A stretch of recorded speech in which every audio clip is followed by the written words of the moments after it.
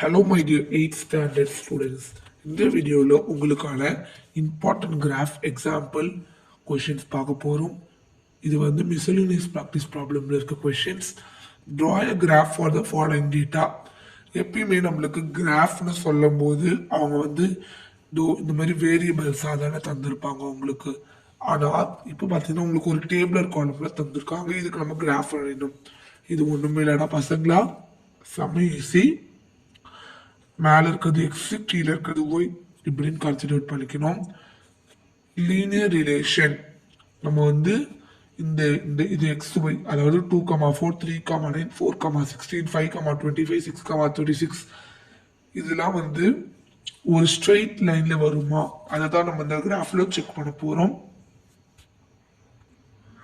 வீடியோக்குள்ள போறது முன்னாடி நம்ம சேனலை மறக்காம சப்ஸ்கிரைப் பண்ணிட்டு பெல் ஐக்கான அழுத்திடுங்க.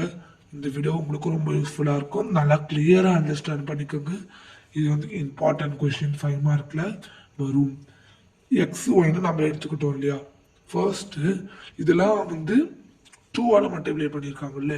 2 2s are 4 3 3s are 9 4 4s are 16. அந்த ஸ்கொயர் நம்பரால் பண்ணியிருக்காங்க.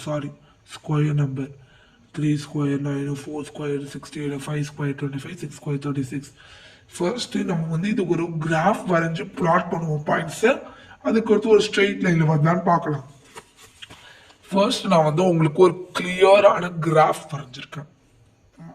லீனியர் கிராஃப்னா எப்படி சார், நம்ம இப்படி வரைய மாட்டோமே. இந்த சென்டர்ல வந்து இப்படி தானே வரைவோம், சென்டர்ல வந்து இப்படி தானே வரைவோம். எப்படி இங்க ஹிஸ்டோகிராம் மாரி வரைஞ்சிருக்கீங்க, எப்பயுமே நம்ம இப்படி தானே வரைவோம்.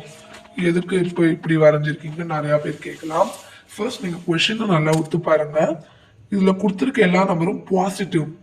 எக்ஸும் பாசிட்டிவ் ஒய்யும் பாசிட்டிவ். அப்படி எக்ஸும் பாசிட்டிவா இருந்து ஒய்யும் பாசிட்டிவா இருந்து லையாத ஒரே குவாட்ரண்ட்ல ஃபர்ஸ்ட் குவாட்ரண்ட்ல மட்டும்தான் எக்ஸும் பாசிட்டிவா இருக்கும் ஒய்யும் பாசிட்டிவா இருக்கும். உங்களுக்கு முன்னாடியே தெரியும். இங்க பாருங்க, நம்மளுக்கு கொஸ்டின்ல கொடுத்துருக்கிறது எக்ஸும் பாசிட்டிவ் ஒய்யும் பாசிட்டிவ். எக்ஸும் ஒய்யும் பாசிட்டிவ் ஆச்சுன்னா அது வெறும் ஃபர்ஸ்ட் குவாட்ரண்ட்ல மட்டும்தான் லை ஆகும். அதாவது இந்த ஒரே ஒரு பாக்ஸ் தான். அதை தான் நாங்க வந்து பெருசா ரெப்ரசென்ட் பண்ணியிருக்கேன். புரியுதா? இப்போ உங்களுக்கு கிளியரா அண்டர்ஸ்டாண்ட் ஆயிருக்கும் நான் வந்து நினைக்கிறேன். புரியுதாடா பசங்களா? ரெண்டுமே பாசிட்டிவ்னா ஃபர்ஸ்ட் குவாட்ரண்ட்ல லை ஆகும். நம்மளுக்கு கிளியரா கான்செப்ட் தெரியும். அந்த கான்செப்டை வச்சுதான் நான் வந்து ஒரு குவாட்ரண்ட் மட்டும் தான் வரைஞ்சிருக்கேன். அப்ப எதுக்கு சார் இவ்வளவு பெருசா வரைஞ்சிருக்கீங்கன்னு கேட்கலாம் இல்லையா? வெயிட் பண்ணுங்க சொல்றேன். ஃபர்ஸ்ட் பாத்தீங்கன்னா எக்ஸ் ஆக்சிஸ் வந்து இப்படிதான் வரைவோம். அது வந்து கீழே வரைஞ்சுக்கணும் நம்ம. X X dash. நெக்ஸ்ட் அதுக்கு ஸ்ட்ரெயிட்டா ஒய் ஆக்சிஸ் வரையணும். ஒய் ஓ ஒய் டேஷ், அதாவது 0 இல்லைன்னா ஒரிஜின் நீங்க சொல்லுவோம் இல்லையா. ஃபர்ஸ்ட் இங்க வந்து என்ன தந்திருக்காங்க, எக்ஸ்ல 2ல இருந்து 6 வரைக்கும் தந்திருக்காங்க எக்ஸ் ஆக்சிஸ். அதாவது 1 2 3ல தான் நீங்க பண்ணணும். 1 2 3 4 6 வரைக்கும் போது நல்லா ஃபுல்லா எழுதியிருக்கேன். நெக்ஸ்ட் இது பாத்தீங்கன்னா 36 வரைக்கும் தந்திருக்காங்க. நான் எதுக்கு இங்க 1ல இருந்து எடுத்தீங்கன்னா இங்கேயும் 1 2 3 எடுத்துக்கலாம்ல. உங்களுக்கு ஒரு டவுட்ஸ் கேட்க வாய்ப்பு இருக்கு பசங்களா. நீ 36 எடுத்துட்டே 1 2 3 எடுத்துட்டு போனா உனக்கு கிராஃப் போட பத்தாது. அப்புறம் எப்படி இன்னொரு கிராஃப் வாங்கி ஒட்டி பண்ணனா ஃபுல்லா சம் தப்பு போட்டுருவாங்க. நீ 1 2 3 அப்படியே நீ போனா உனக்கு கிராஃப் பேப்பர் சத்தியமா பத்தவே பத்தாது. அதனால நான் 2 யூனிட்ஸா எடுத்திருக்கேன். 2 4 6 8 10 இந்த 2 டேபிளோடைய மல்டிபிள்ஸா எழுதியிருக்கேன். 2 4 6 8 10 அது மாதிரி 50 வரைக்கும் எழுதியிருக்கேன். நம்மளுக்கு புக்ல வந்து 36 வரைக்கும் கேட்டிருக்காங்க. அதனால வந்து ஃபுல்லாவே இது போல் 50 வரைக்கும் எழுதியிருக்கேன். ஃபர்ஸ்ட் பாயிண்ட்ஸ் எப்படி பிளாட் பண்றதுன்னு தெரியல. ஃபர்ஸ்ட் வந்து 2,4 அதானே 2 4 தந்தா 2,4 எக்ஸ் ஆக்சிஸ் வந்து 2 பசங்களா. Y axis 4 x axis 2 y axis 4 x axis 2 வந்து இங்க இருக்கு ஒய் ஆக்சிஸ் 4 வந்து இங்க ரெண்டு மீட் ஆகுது. அதனால 2,4. நெக்ஸ்ட் பாயிண்ட் 3,9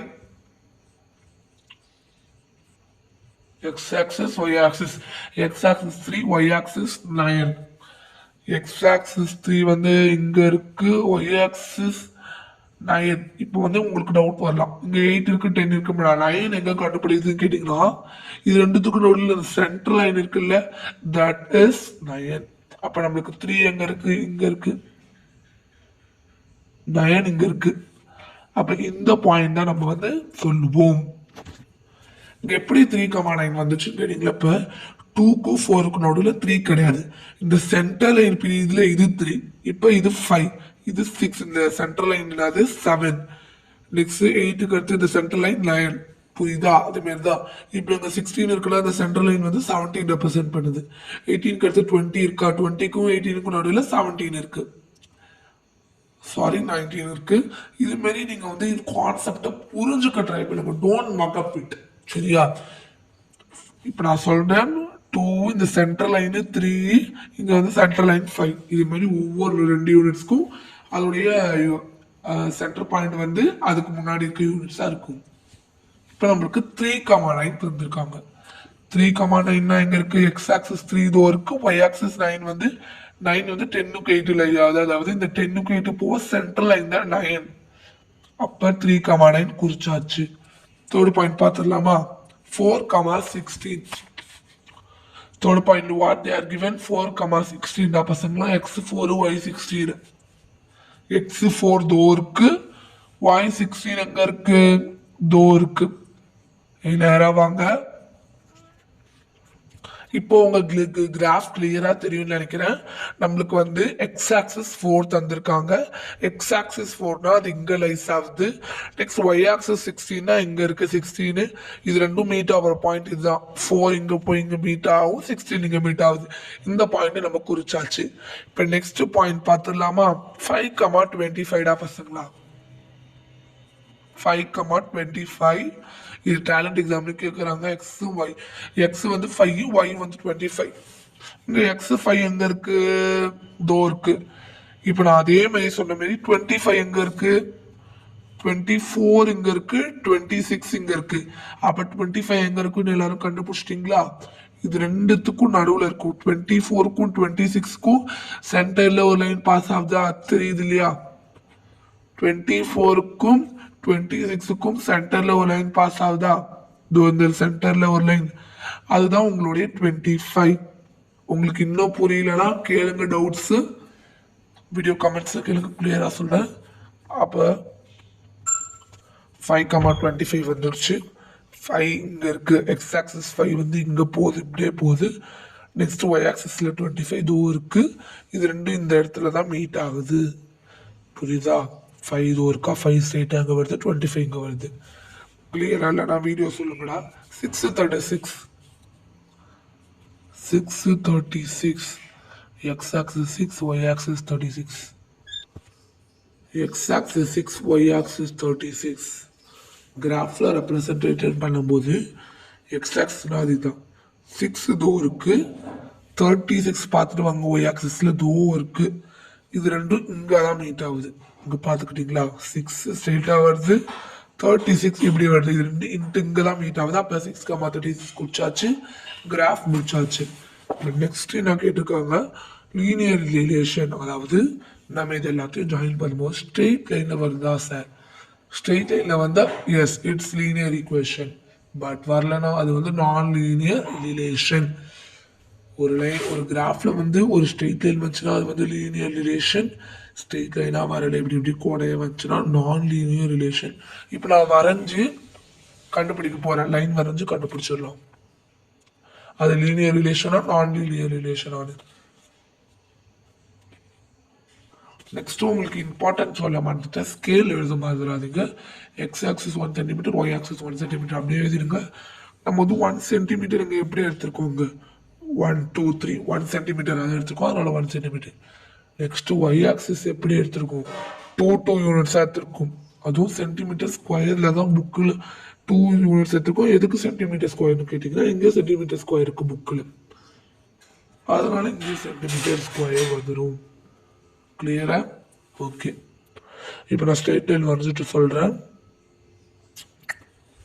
கிராஃபில் பார்த்தீங்கன்னா இந்த எல்லா பாயிண்ட்ஸும் ஜாயின் பண்ண மாரி லைன் வரைஞ்சிக்கோங்க. இந்த லைன் பார்த்தீங்கன்னா ஸ்ட்ரெயிட்டாகவே கிடையாது, கோணலாக இருக்குது. So that it is not a linear relation. அதுதான் இருக்கணும். It's not a linear relation எழுதிக்கலாம்.